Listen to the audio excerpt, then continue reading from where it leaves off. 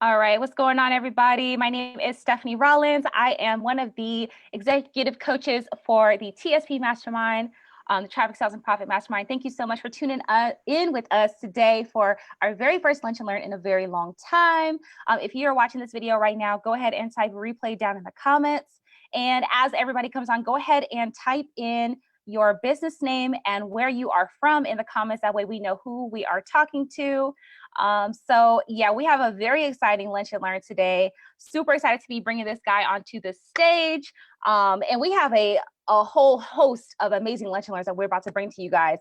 And this is just the first to kind of kick off the new season. So today, we're going to be talking about something that a lot of you all can relate to because we have a ton of public speakers in the group.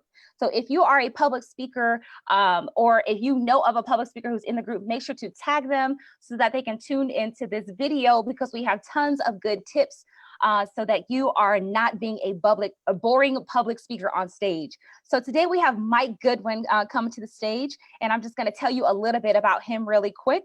So Mike Goodwin is a refreshingly funny comedian, speaker, and leader. His signature bow tie represents his expectation-defying brand of comedy that leaves a variety of audiences from churches to corporate events to swanky galas, laughing hysterically and completely inspired without a foul or vulgar word spoken. And I know this is true. Mike always has us dying laughing at the events, and I'm sure he'll probably tell some jokes while we're on the live.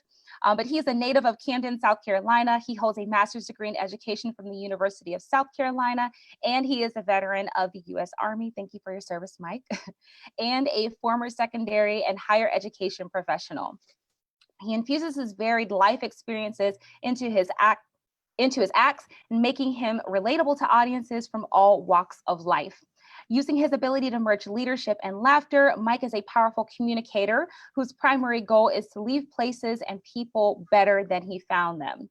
A Southern gentleman with a curious mind, love for people, and a heart for God, Mike the Bowtie Goodwin is in a class all of his own. He resides in Columbia, South Carolina with his beautiful wife, Rosalind, and their 2 children. Hey, Mike, thank you so much for joining us. Hey, Stephanie, how you doing? Welcome TSP community. Yes, we are so excited to have you today. I'm excited to be here to talk about infusing humor into your public speaking. So I think the first thing I want to talk about, because we talk a lot about mindset in our community, I want to challenge people's mindset as it relates to comedy. We're talking about infusing humor. We're not asking you to be a stand-up comedian. You do not have to be as funny as a stand-up comedian. A lot of times people think that they'll say things like, oh, I'm not funny, or they're kind of hesitant to infuse humor because they're like, that's not what I do. What I want to encourage you to think about humor as, think of it as a skill that can be developed. I just recently had this thought. Think of it, we talk a lot about sports analogy. Think about using humor as the ability to shoot a 3-pointer. Can you win a game without shooting threes? Of course you can. But there's nothing like pulling up and shooting a 3 and knowing it's gonna hit. So that's what comedy does to your presentation. It's just like you're just Klay Thompson with it. Like you can just knock down shots and people are going to respond. So the first thing I want to let you know, like for a person to be a stand-up comic, that person is getting 6 to 8 laughs a minute. That's a lot of laughs. 6 to 8 laughs a minute. The funniest TED Talk gets about 3 laughs a minute. So move yourself out of this unnecessary burden of trying, oh, I got to be funny. You don't have to be funny. What you need to be is relatable. You need to connect. TSP, matter of fact, I've seen Stephanie present a number of times. TSP has like a model, I think, that they put up their title, they'll put up a picture of themselves, then they'll tell you something about yourself, like Stephanie likes basketball. You know, what that does, it makes you relatable. Then they'll put a picture of their family. So that breaks away all the barriers that allows you to hear from this person. You see this person as someone that I can connect to. Comedy gives you that same ability. Comedy gives you the ability not only to connect with their head, but to connect with the heart. And so we're going to talk about some things today that will assist you and making your presentation more engaging and definitely more humorous. Yes, awesome. So we're going to dive into these tips in just a moment. But again, I do want to reintroduce myself. I know some people are popping on. So again, my name is Stephanie Rollins. I'm so used to introducing myself as a marketing manager, but I have a different role now. So I'm now a executive coach for the TSP Mastermind. Super excited about that. And we have here Mike Goodwin, a Bowtie Comedy, here with us today. And just so excited to have him because he is a funny guy. I know he's got some really good tips, and he's going to help us all to not be boring public speakers. So Mike, oh, and guys, as you're popping on, go ahead and drop your business name. This is the time to get your shameless plug on. So go ahead and put your business name and where you're from in the comments. And if you have any questions, please make sure that you are popping those in the comments as well, because we're going to be reading those throughout Mike's tips. So Mike, so many nuggets you have. Let's go ahead and dive into number one. Can you go ahead and tell us about your first tip on infusing comedy into your speaking? Yes. The first tip is do not telegraph your humor. Do not get on stage and say, I read this statement that says there's nothing becomes funny by labeling. So when you come up, don't say, hey, I heard this funny story. No. Hey, I got this funny joke. No. Because once you do that, people say, now I've seen this work and it's effective. You can ask, are y'all ready to have some fun? You're asking permission. But when you say, oh, we're about to have a good time, like, all right, we gonna see. Like, I'm the judge of good time. So you can't tell me. And that's not sitting in a lecture is not my mind. That's not my idea of having fun, So when a speaker get up and like, oh man, we about to have some fun. I'm like, no, we're not. So don't telegraph your humor. People automatically become judges. If I was talking to someone, it was like, hey, I wrote this joke yesterday, and then I started telling the joke, they're sitting there like Simon Cowell. So they wanna evaluate, they want to give me a 4 or 10. Just tell a joke. You want to know if a joke works? Somebody's gonna laugh. That's the most simple way to do a joke, to whether to know it's immediate feedback. And here's the other thing for speakers: don't telegraph your humor, but also don't look for a laugh. Look for a smile. Look for a head nod. Look for a chuckle. You're not a stand-up comedian. So if you have positive feedback, you're targeting on the right direction. So first step is don't tell us something's going to be funny. Don't say it. Just if it's a funny story, tell it. Mm-hmm. Get right to it. So don't telegraph your humor. So I have to tell you, I love that tip because I feel like that will save a lot of people from embarrassment. Like, because if they don't laugh, you just go on to the thing. Exactly. So don't tell, like, and if it's funny, we're gonna laugh. Right. And here's the other thing too. It's not that difficult to elicit a laugh. So here is what you need for something to be funny. You need it to be unexpected. You need it to be the truth, or you need it to be exaggerated. Those are the things that elicit a laugh. That's how your brain responds to laugh, something that is out of context. So if you didn't expect me to say that, your response is to laugh. And so don't tell people I'm going to do a thing that's going to make you laugh, because now I'm not going to. I'm picturing so many like different scenarios as to where somebody would say that and it just kind of backfires. So great nugget. Here's something I do. I do it in my regular everyday life. I don't just on stage. When I go to check in at a hotel, there's a moment, they're very serious and they're telling you about the continental breakfast and the fitness. And you can call to the front desk if you need any amenities or whatever. Mm-hmm. So they'll say, how many keys do you need? And I'll say some outlandish number. I'll say 75. That's unexpected. And I don't care how stiff they are. I don't care how, and because they're grabbing the keys. Right. Like, so how many keys you need, Mr. Goodwin? 75. What? Excuse me. Yeah, I'm just gonna be downtown handing them out. Yeah, I'm in 205. Come in. Wow. I could definitely see you doing that. But that's how simple it is to get a laugh. Yeah. Elicit that type of response. I'm not about to tell them, hey, I'm about to say something funny about the kids. I do, me and my wife together, I do, we'll be at a date, somebody will say, oh, where the kids? And my wife just looks at me and I say, they're in the car. Yeah, we left them.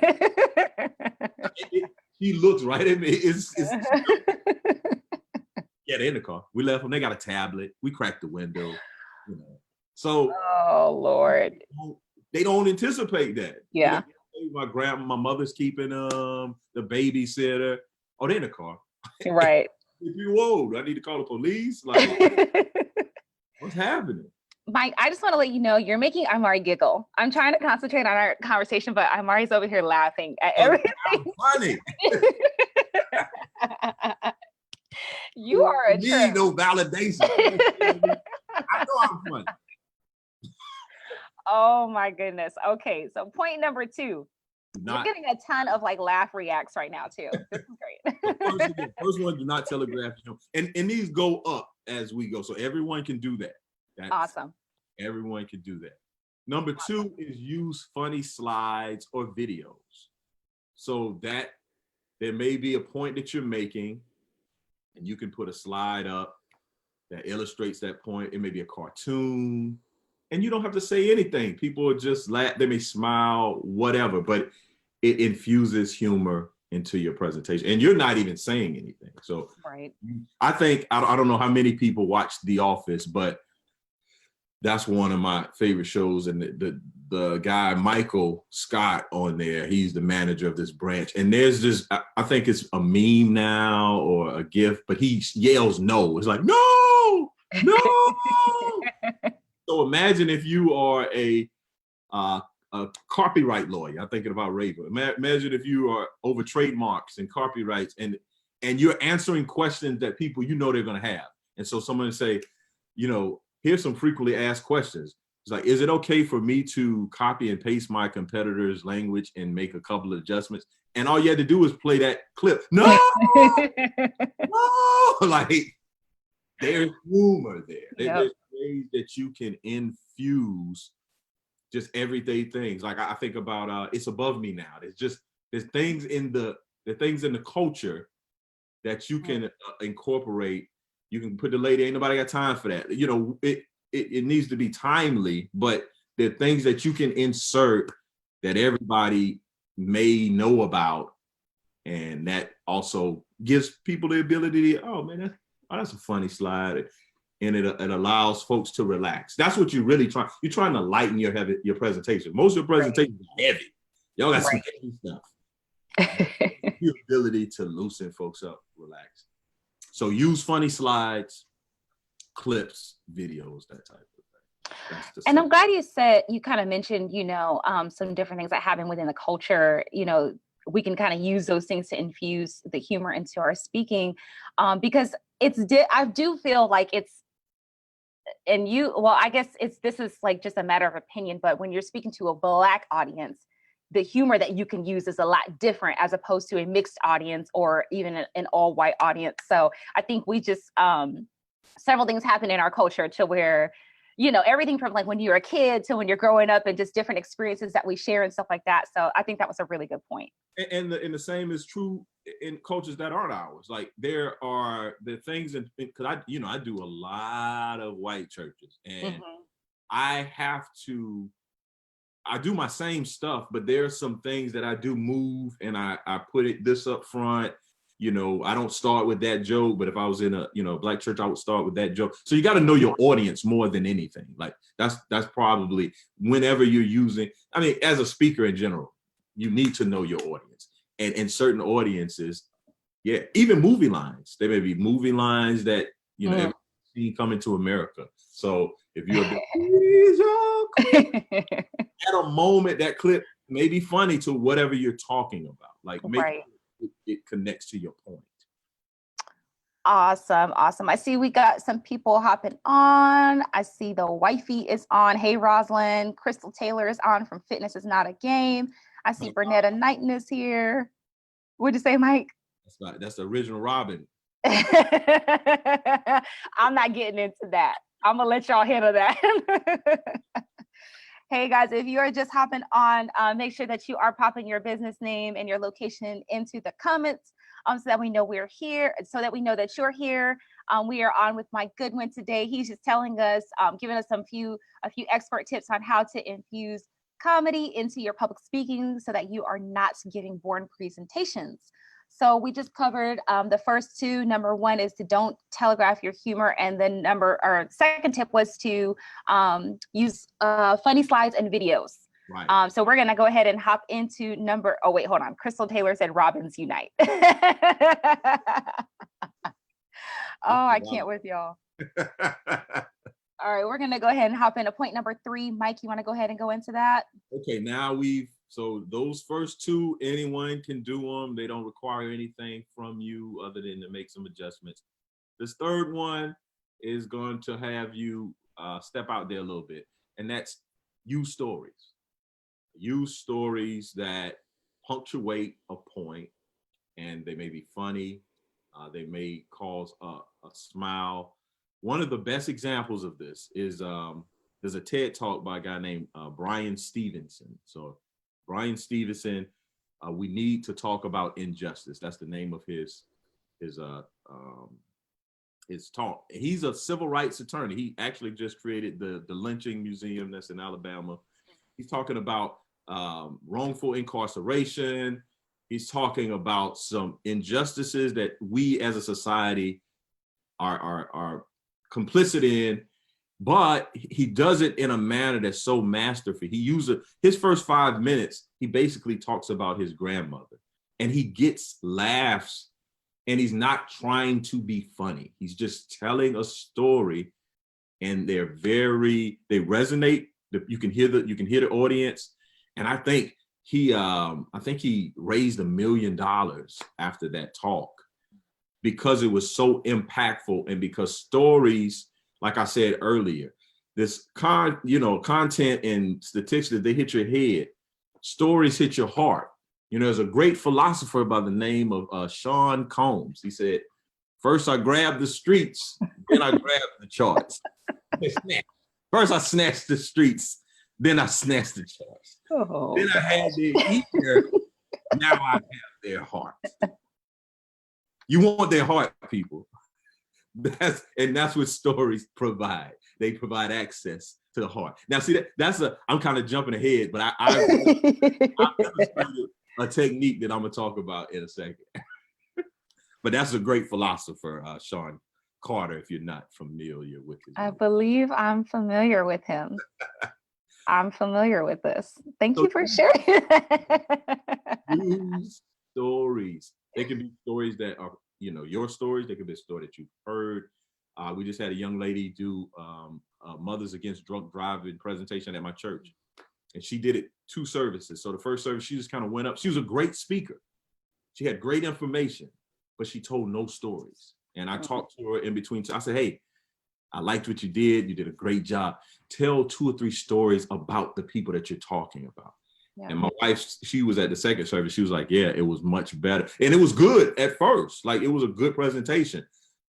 But I told her to include stories, and it opened people up. It opened your audience to receiving what you're talking about. So you gotta tell stories. That's a good point. Very, very good point. I'm just gonna take a look at some of the comments. Rosalind said stories hit your heart. Hey Pat, thank you so much for joining. Hey Andrea, from the ads agency. She said, "We love stories." Awesome. Hey Sade, I think I'm pronouncing that correctly, from Decatur, where it's greater. That's where I live. Crystal said, "We're Batman now." Hey Linda, thanks for joining.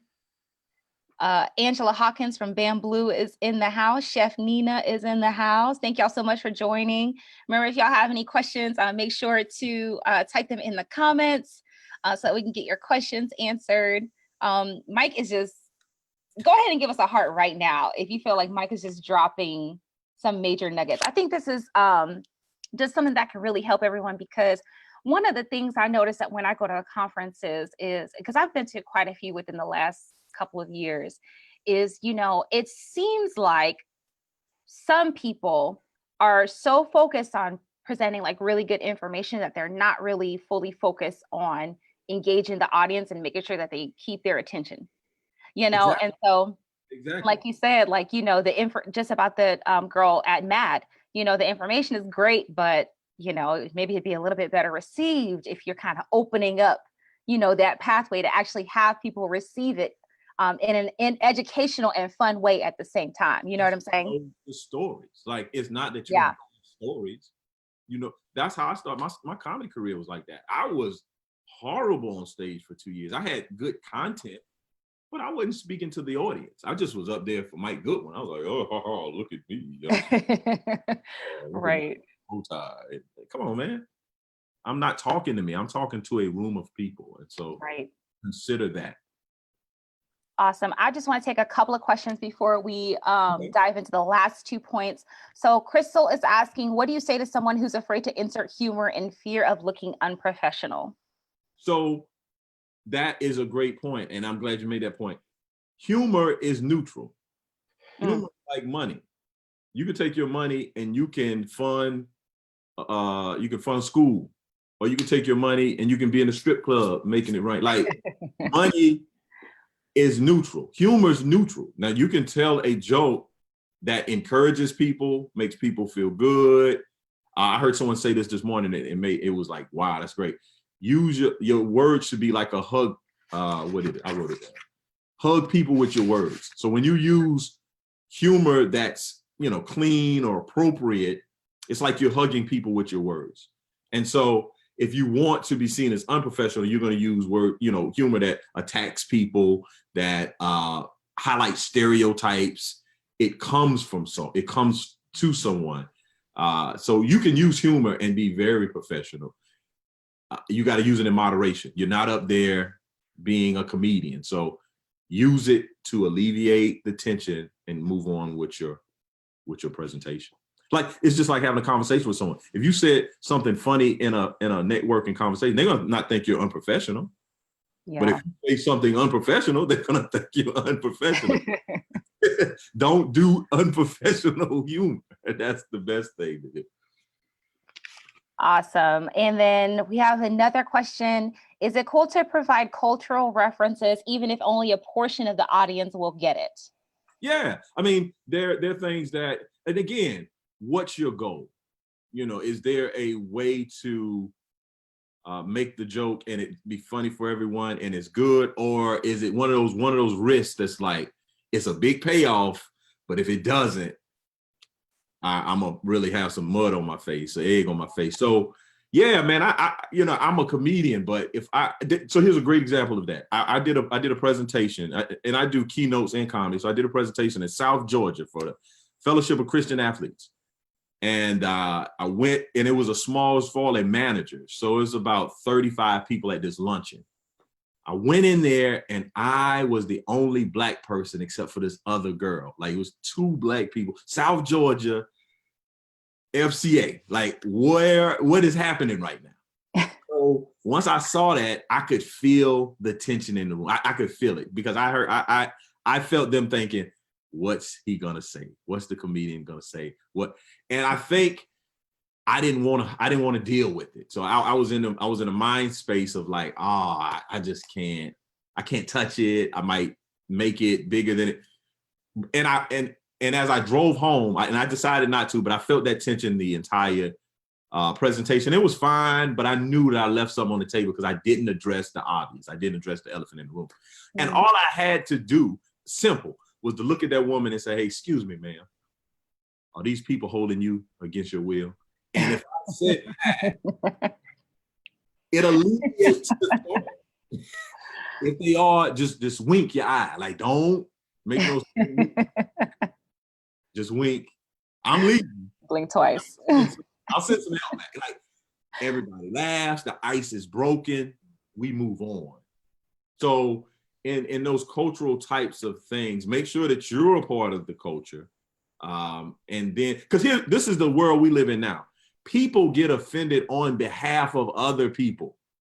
So they're not offended. They offended because what they think somebody else thinks. So I would tread lightly. And you can do it, but you have to be skillful. That's one of the passes that you throwing in the double coverage. Mhm. You might make it, or it might get picked off. So just use some discretion in your comfort level. And again, they didn't bring you there to be hilarious. They brought you there to have a great presentation. So there may be another way to infuse humor that doesn't make you take such a big risk. Awesome. Rosalind said, so Rosalind asked that question and she said, so true.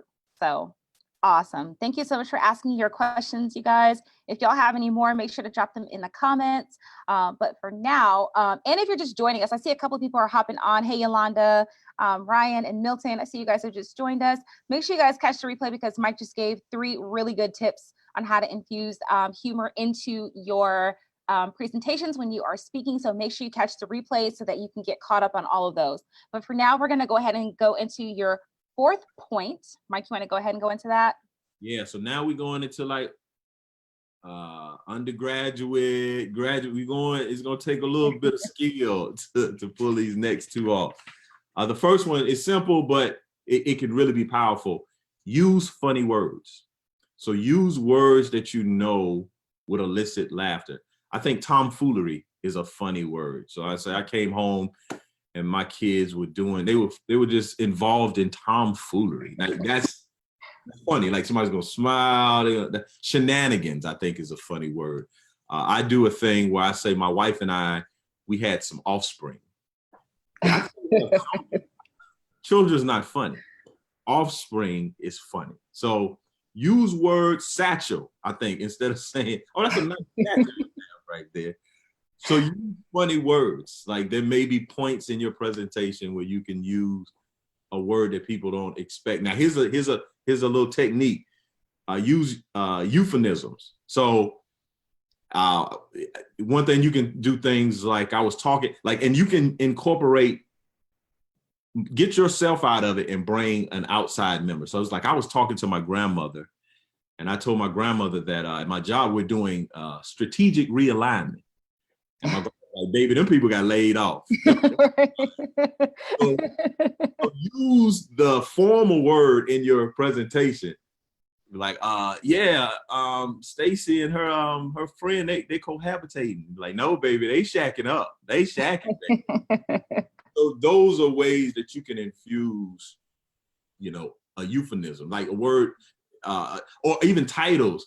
Like, man, I was on Al Gore's internet yesterday. That's just funny. Like little techniques like that with words.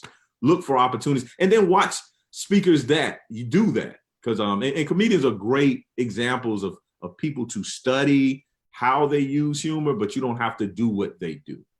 Mm. Very good. Very good. Crystal Taylor said, LOL at offspring. Fiddle faddle. Like I was eating my favorite snack, fiddle faddle. I was eating. There's some language out there that words with the K sound is kind of funny. Mm-hmm. But I do a bit now where I say, when you have small children, it changes your language. So I was out with my buddy. And he was like, man, my tummy hurt. And I was like, what? I think we do that here in the office. I guess you got to go like to the girls. Yeah. We do that here in the office. That's so funny. You go to the potty. So words like that are out of context. Yeah. It's just funny. Awesome. And so your last point is all about, well, I don't want to say it. You say it. I'll let you say it. I'll let you go into it. I'll let you go.